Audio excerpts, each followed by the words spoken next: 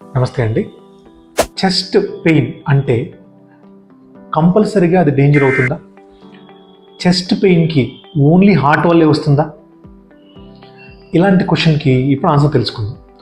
Chest pain అనేది మీకు only heart వల్లే కాదండి, లంగ్స్లో ప్రాబ్లం ఉన్న ప్లూరా కానీ ప్లూరల్ ఎఫ్యూజన్ ఉన్న రావచ్చు, ఆర్ స్టమక్ ఎపిగాస్ట్రిక్ ఏరియాలో రిట్రోస్టెర్నల్ బర్న్ లాగా ఉన్న స్టమక్ వల్ల రావచ్చు, అండ్ ఆబ్వియస్గా హార్ట్ వల్ల రావచ్చు, and skin and soft tissue అంటే బోన్స్ వల్ల కానీ మజిల్స్ వల్ల కూడా రావచ్చు.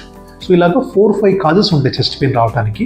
చెస్ట్ పెయిన్ వచ్చిందంటే కంపల్సరీగా హార్ట్ వల్లే అని కాదండి. సో మనము ఏం చేయాలి చెస్ట్ పెయిన్ వచ్చినప్పుడు? సో మెయిన్గా మీరు అబ్జర్వ్ చేయాల్సింది పీరియాడిసిటీ, అంటే ఫ్రీక్వెంట్గా వచ్చి తగ్గుతుందా ఆర్ కంటిన్యూస్గా ఉంటుందా. జనరల్గా హార్ట్ రిలేటెడ్ పెయిన్స్ అన్నీ కంటిన్యూస్గా నాన్ స్టాప్గా ఉండవు. ఇది ఒక సింపుల్ క్లూ ఒకటి.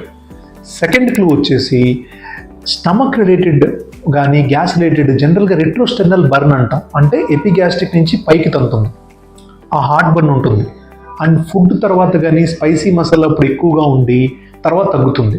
ఇది మనము రీజనబుల్గా స్టమక్ వల్లనే వస్తుంది, హార్ట్ వల్ల కాదు అని చూసుకోవచ్చు, కానీ 100% కాదు. సో ఈ మినిమల్ క్లూస్ వల్ల మనం డిఫరెన్షియేట్ చేయొచ్చు, కానీ ఒకే క్లూ తీసుకొని అన్నిటికీ కారణాలకి డిఫరెన్షియేషన్ చేయలేదు. సో పర్సిస్టెంట్గా చెస్ట్ పెయిన్ వస్తే it is better to consult a doctor. Google చేయకండి, చాట్ జీపీటీని అడగండి, మెయిన్గా డాక్టర్ని కన్సల్ట్ చేయండి. నమస్తే.